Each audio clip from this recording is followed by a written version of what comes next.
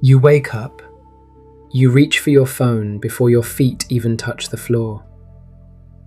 14 notifications, 3 meetings, 100 tiny decisions before breakfast.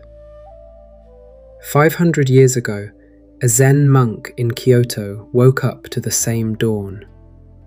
But his first act was not to check, not to scroll, not to plan.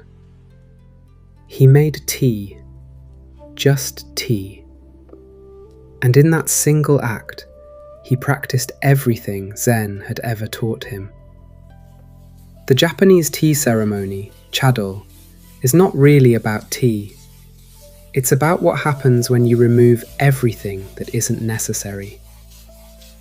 The room is small, the guests are few, the movements are precise.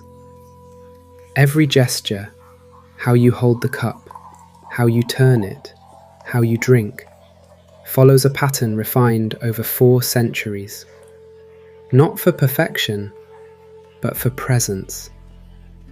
Sen no Rikyu, the man who shaped Chadō into what it is today, chose cracked bowls over perfect ones. He said, "The beauty is in what has been broken and continues." In Ikebana, the way of flowers, you don't fill the vase, you empty it. A Western bouquet celebrates abundance, the more the better. Ikebana asks, what if one branch is enough? The empty space around the flower is not absence. It is what gives the flower room to breathe, to mean something. Every arrangement is temporary. That's the point.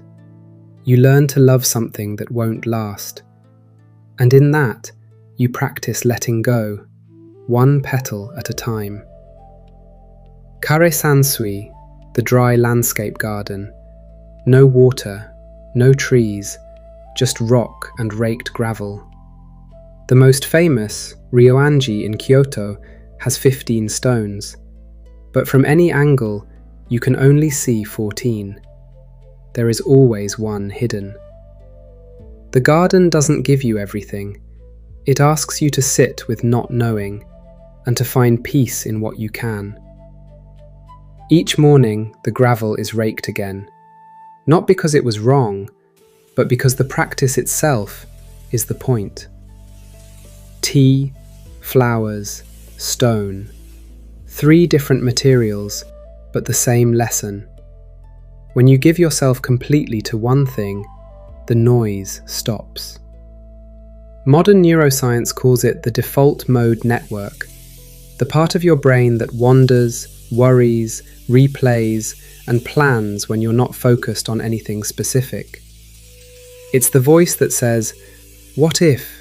What next? What's wrong?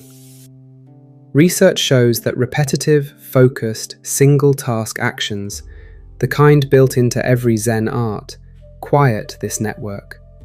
The wandering stops. Not because you forced it, but because your hands gave your mind somewhere to rest. You don't need a tea room. You don't need a garden. You already have a bowl. You already have water. The practice was never about the tools. It was about the attention. Close the tabs. Put down the phone.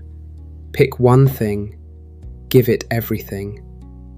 Not to be productive, not to be mindful, just to remember what it feels like, to be here, fully, completely, for no reason at all.